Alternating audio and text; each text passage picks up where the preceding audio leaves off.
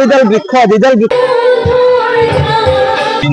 300 থালির item আইতে গেছে কিমান ভক্ত 1.5 লাখ হয়, কিন্তু আপনার গোটেই আন্দোলনৰ প্ৰধানগৰাকী শ্বহীদ খৰ্গেশ্বৰ নমস্কাৰ, গুড মৰ্নিং সম্মুখমবাসী এনেকৈ ইউটিউব চেনেলত স্বাগতম জানো। আৰু আজি মানে এনেকুৱা এটা অনুষ্ঠান, এনেকুৱা এখন থানত আহিছোঁ প্ৰথমবাৰৰ কাৰণে। আপুনি চেনেলটো ছাবস্ক্ৰাইব, শ্বেয়াৰ, লাইক, কমেণ্ট আৰু কাষত থকা বেল আইকনটো ক্লিক কৰক। পৰৱৰ্তী ভিডিঅ'টো একেলগে আৰম্ভ কৰোঁ। একদম পাঠশালা হৈ একদম মহান বৈৰাগী থানালৈ চ' একদম শেষলৈ চাব, আপোনালোকে ছাপোৰ্ট কৰিব। তাৰকাৰণে মানে বহুতে মানে মাতি আছিলে, যিহেতু আগৰ ভিডিঅ'ত গম পাইছিলে মানৱ ফেষ্টিভেলত মানে গৈছিলোঁ, লগৰবিলাকো মানে মাতিছে তাত ভিডিঅ' কৰিবলৈ। কোৱা কি সকলোখিনি জনাম। আৰু ফ্ৰেণ্ডছ মানে অৱশেষত মানে পাই গ'লোঁ উজান বৰবৰী, যিখন থানৰ কথা আপোনালোকক অলৰেডি কৈছোঁ। আৰু এইফালে দেখিছে মহান বৈৰাগী থান। ত' আজিয়ে মানে একদিনীয়া অনুষ্ঠান আৰু আপোনাৰ 150 বছৰ, আজি 150 বছৰ হৈ গ'ল। আৰু অনুষ্ঠানত মানে মই আজি দেখাবলৈ পাম আৰু আপোনালোকক জনাবলৈ পাম, মানে বহুত সুখী অনুভৱ কৰিছোঁ। আৰু এইফালে বাইক হেলমেট লৈছোঁ আৰু মই এতিয়া যাই থাকোঁ, চাই থাকোঁ। আৰু এইফালে সেইদিনা গৈছিলোঁ মানসৰ পিনে। আপোনাৰ এনেকুৱা এডাল মানে গছ আছে, যিডাল গাছ, সেই গাছডাল মানে আগত তেনেকুৱা মানে এতিয়াও তেনেকুৱা আছে। আপোনাৰ কলপুলি, আপোনাৰ একদম কলপুলি গৈছে। আৰু এইফালে একদম মেইন লোকেশ্যন, যিখন গেটেদি মানে সোমালে মহান বৈৰাগী থান পায়। অনুষ্ঠানত মানে আহিছোঁ আজি। আপোনাৰ এই অনুষ্ঠানটোত আপোনাৰ মানে প্ৰথম দেখিলোঁ যে আমাৰ মানে ধৰ্মৰ, সনাতন ধৰ্মৰ মানে এনেকুৱা অনুষ্ঠান দেখা নাই, য'ত নেকি একদম মানুহ আৰু মানুহ, আপোনাৰ কিমান মানুহ হৈছে হিচাপ নাই একদম। আৰু এতিয়া মানে মেইন ঠাইলৈ যাই আছে, একদম য'ত মানে বসে আপোনাৰ মানে গাছডালৰ কথা কওঁ, সেই তাতে যাই আছে। ইফালে আপোনাৰ সকলোৱে যাই আছে। আৰু এটা বস্তু দেখাই দিওঁ, এই নদীৰ পাৰে পাৰে আপোনাৰ মানুহ আহি আছে, আৰু এইটো চাইডৰ পৰা মানুহ আছে আপোনাৰ চাই। আৰু এইফালে আপোনাৰ মানে মেইন গেটখনত আছে, আপোনাৰ এইখন মেইন গেটখন এখন চাকি লওঁ আৰু মানে ললো আপোনাৰ চাকি ধূপ। আৰু এতিয়া কথাটো হ'ল, প্ৰথম কথাটো আপোনাৰ জোতাযোৰ মানে আপোনাৰ থৈ যাওঁ, আৰু ইয়াৰ পৰা আপোনাৰ বাকীবোৰ পৰ্দা দেখাইছো আৰামছে। আৰু এতিয়া মানে ভিতৰ ভাগত মতে মানে ধৰক আপোনাৰ গামচা লৈ এই লৈ আপোনাৰ ইচ্ছা মতে মানে ল'ব পাৰে যিকোনো। সঁচাকে আচৰিত খাইছো, অদ্ভুত মানুহ হৈছে আপোনাৰ। মানে মই বহুত অনুষ্ঠান গলো, কিন্তু এই অনুষ্ঠানত মানে ইমান যে মানুহ হৈছে, মানে মই সকলোকে ভবা নাছিলো সঁচাকে। আৰু এই প্ৰথম অনুষ্ঠান, এই 150 বছৰ উপলক্ষে ইয়াত বহুত মানুহ হৈছে আপোনাৰ। আপোনাৰ মানে এইটো অলপমান লগাই দিলো, মানে একদম এইডালে সেইডাল বৃক্ষ, যিডাল বৃক্ষ মানে 150 বছৰ আগত যেনেকুৱা আৰু আজিও মানে তেনেকুৱা, মানে সৌভাগ্য আৰু আপোনালোকক দেখাবলৈ পায়। আৰু ময়ো মানে ইয়াত থাকিবলৈ পায়। আৰু এইফালে চাওক, ইয়াত মানে সকলো মানুহে গামোচা মানিছে, মানে সেৱা কৰিলো। আৰু আপোনালোকৰ মনৰ বাঞ্ছা সকলো পূৰণ কৰক। ইয়াৰ দেশ আৰু এইফালে থানখনৰ ভিতৰৰ ভাগত দেখিছে, আৰু আপোনাৰ এইফালে লিংগটো মানে বজাই আছে। আৰু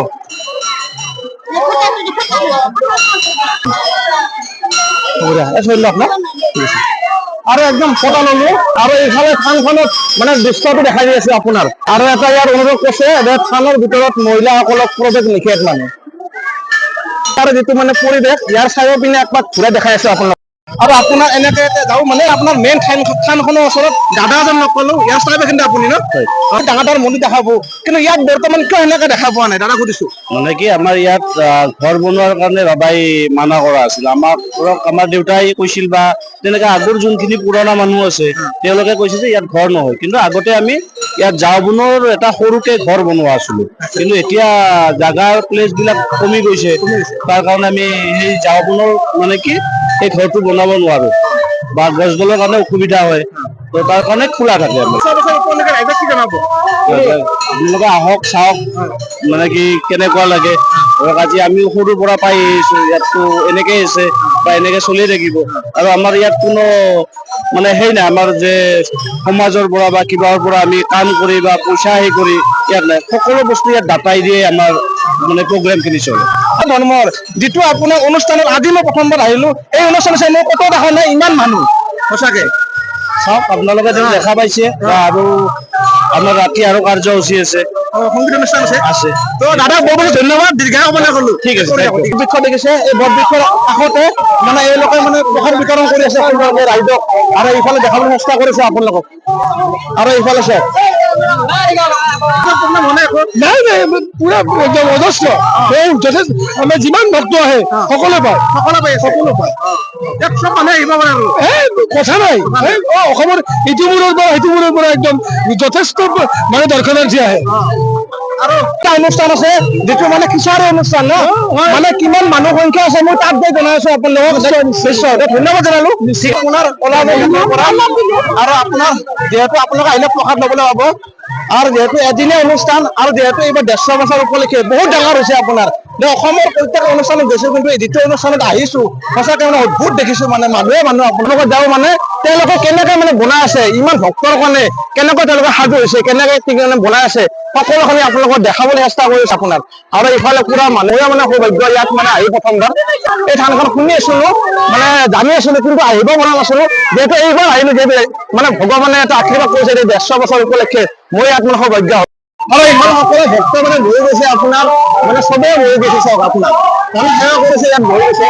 আৰু এতিয়া মানে আপোনাৰ মানে পানীৰ একদম ব্যৱস্থা কৰিছে, একদম টেংক, পানীৰ টেংক যিমান লাগে চবকে ব্যৱস্থা কৰিছে। এইফালে মই তাত যাই আছো, য'ত আপোনাৰ মানে ধুনীয়াকে বনাই আছে, বনাটো মানে দেখাম, কিন্তু এইলোকে মানে চব্জি কুটি আছে। আৰু বাইদেউ চব্জি কুটি আছে না বঢ়িয়াকে?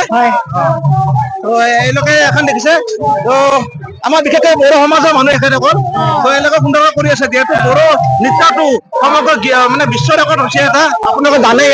তো ভাল লাগিছে, আৰু এই সদায় আগবাঢ়ি যাওক। আৰু এই কি বোলা পাইছে, কেনেকুৱা পাইছে? ভাল লাগছে, বঢ়িয়া। বাইদেউক ডিষ্টাৰ্ব নকৰো, কাৰণ ধেৰ মানুহ, লাখ লাখ মানুহ মানে ভৰি আছে। যিসকল বনাই আছে তেওঁলোকৰ ওচৰলৈ যাই আছো। মানে কেইটা থালি হিচাপ নেই মানে এইফালে বহুতে থালি, আৰু এখেত অকল সকলো ৰান্ধনি হৈছে আগভাগ ল'বলৈ। ইমান মানুহক আপোনালোকে মানে ৰক্ষণাবেক্ষণ মানে সকলোখিনি ব্যৱস্থা কৰিছে, এই সন্দৰ্ভত আপোনালোকে কেনেকুৱা কি ক'ব? বহুত ভাল লাগে আমাৰ অনুষ্ঠানটোত। আমি সকলোৱে আহি আমি ধৰা ধৰি কৰো, ৰান্ধনী বিলাকে আহি মাথো আমাৰ ওচৰৰ সকলোৱে যোগাযোগ কৰে। তো আপুনি কি বনাই আছে এতিয়া? এইটো খিচাৰি বনাই আছো। খিচাৰি, চব খিচাৰি হয় ন? ইয়াত ভাতৰ ব্যৱস্থা নাই, খিচাৰি। ভাল পৰিৱেশ চলি আছিলে, আগতকৈ মানুহ বহুত বেছি হৈছে। কিবাৰ যাবা 200 জন হৈছে, এইবাৰ 400 জন যাব। আৰু আপুনি বনা হ'ল নেকি খিচাৰি? হ'ব ভাল না? তো ইমান মানুহ দিব লাগিব, সহজ কথা নহয়। আৰু এখেতসকলে কৰি আছে, এইটো ক'ব লাগিব। আজি চাওক কি ধুনীয়াকে বনাই আছে সকলো ৰাইজৰ কাৰণে, দাদাখন সকলো আছে চব বিলাক। এটা ভাল না?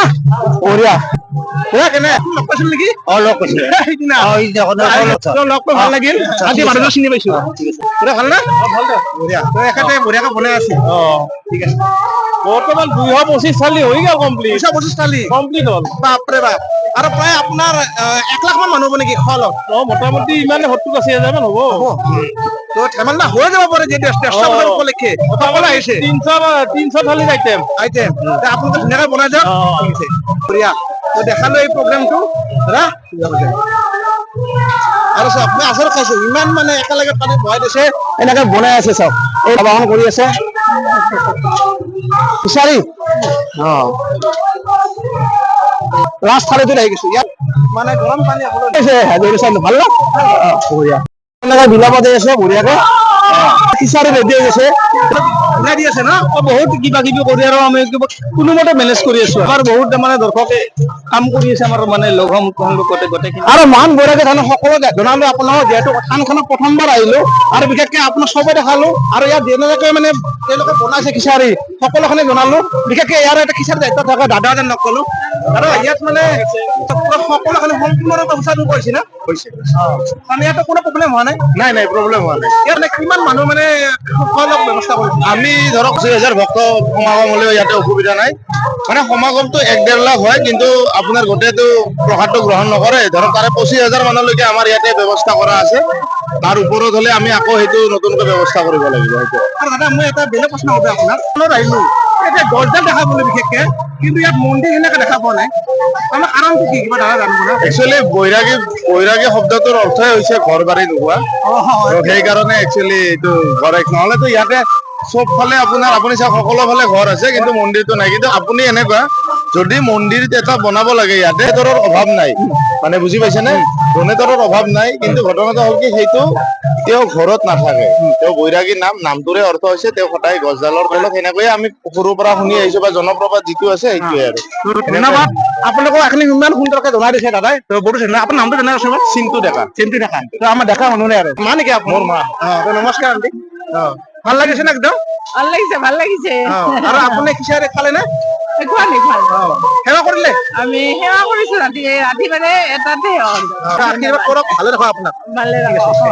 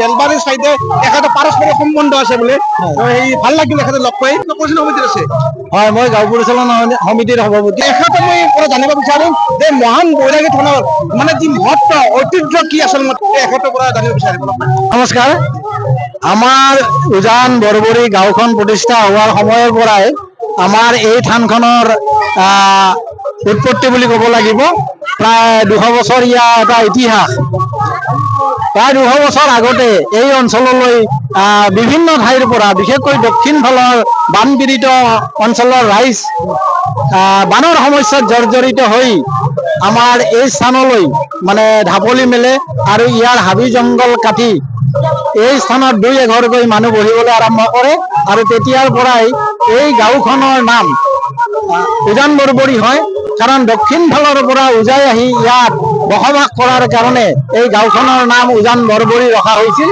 গাঁওখনৰ পৰাই অসম আন্দোলনৰ প্ৰথমগৰাকী শ্বহীদ খৰ্গেশ্বৰ তালুকদাৰ শ্বহীদ হৈছিল আন্দোলনৰ এটা ইতিহাস এই গাঁওখনৰ লগত জড়িত হৈ আছে মাঘ মাহৰ অথবা ফাগুন মাহৰ ভৈম একাদশীত আমাৰ এই উৎসৱ আয়োজন কৰা হয় এদিনীয়াকৈ এই উৎসৱৰ আয়োজিত হয় ৰাইজ ইয়াত সমবেত হয় আৰু বাবাৰ আশীৰ্বাদ গ্ৰহণ কৰে প্ৰতিদিনে এই থানলৈ বহু সংখ্যক লোকৰ সমাগম হয় অহা যোৱা কৰে ইয়াত শৰাই নৈবেদ্য আদি প্ৰদান কৰে গতিকে এইদৰে বাবাৰ মহাত্ম্য মানুহৰ মাজত প্ৰচাৰিত হৈ আছে ভক্তিভাৱ সেই ভক্তিভাৱেৰে সেৱা কৰি তেওঁলোকে নিজৰ মনোবাঞ্ছা নিশ্চয় পূৰণ হৈ আদি ধূপ-দীপ নৈবেদ্য আগবঢ়াই তেওঁলোকে হেৰুৱা গৰু ছাগলী আদি বিচাৰি পায় আৰু এইটো কাৰণতে এই থানখনৰ মহত্ব দিনে দিনে বাঢ়িছে জংঘলেৰে ইয়াত ভৰপূৰ আছিল বিভিন্ন বনৰীয়া জীৱ জন্তু আমাৰ এই অঞ্চলত বিচৰণ কৰিছিল দিগজিৰা নদীৰ এটা সুঁতি এই সুঁতিটোকে আমি দিগজিৰা সুঁতি বুলি কওঁ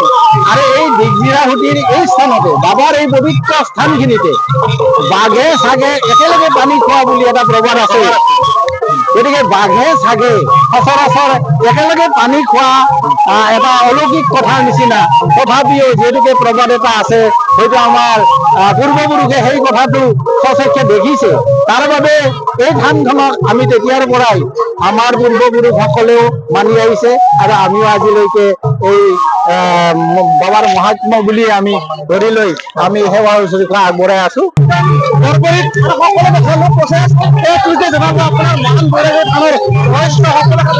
বাকী এইফালে আমাৰ পুৰণা দাদা এজন লগ পালো ভাল লাগিল চব মহান বৈৰাগী একেলগে হয় আচলতে এই বৈৰাগী বাবাৰ থানখনত ভক্তিৰ দূৰ কৰিছে আজি সম্পূৰ্ণ ধৰ্মীয় অনুষ্ঠান এই অনুষ্ঠানৰ ফলতে বহু বিভিন্ন ঠাইৰ পৰা আচলতে ধৰ্মপ্ৰাণ ৰাইজ আহিছে আৰু এই ধৰ্মপ্ৰাণ ৰাইজসকলে তেওঁলোকে মনৰ যি কামনাৰে ইয়াত মানে উপস্থিত হৈ ইয়াত এটা ভক্তিভাৱে সেৱা লৈছে এই বৈৰাগী বাবাৰ থানখনত এটা সেৱা লৈ যাওঁ ইয়াতে আমি গছ ৰোপণ কৰা হৈছিল আচলতে এই গছডালৰ আহল গছডালৰ মানে আচলতে এজন জ্যোতিষীয়ে ইয়াত ৰোপণ কৰিব কৈছিল সেইকাৰণে ভাবি মানে এই ঠাইখিনিতে আচলতে ৰোপণ কৰিলো ধন্যবাদ দাদা ঠিক আছে থানৰ মানে সকলো জনালো ভাল লাগিল আৰু আপোনাৰ 150 বছৰ উপলক্ষে যিহেতু আহিছো আৰু আপোনাৰ 50 বছৰ 200 বছৰ হ'ব কেতিয়া থাকো নাথাকো নাজানো কিন্তু এটা কথা মই জনাওঁ এই ধানখনৰ ৰিকুৱেষ্ট কৰিছো আপোনাৰ 150 বছৰ যিহেতু হৈ গ'ল আপোনালোকে আহিব এই ধানৰ প্ৰতি বছৰে আহিব ইয়াৰ সুন্দৰ অনুষ্ঠান হয় আপোনাৰ মানে দিনৰ ভাগৰে একদিনীয়া অনুষ্ঠান হয় আহিব বুলি আশা কৰিলো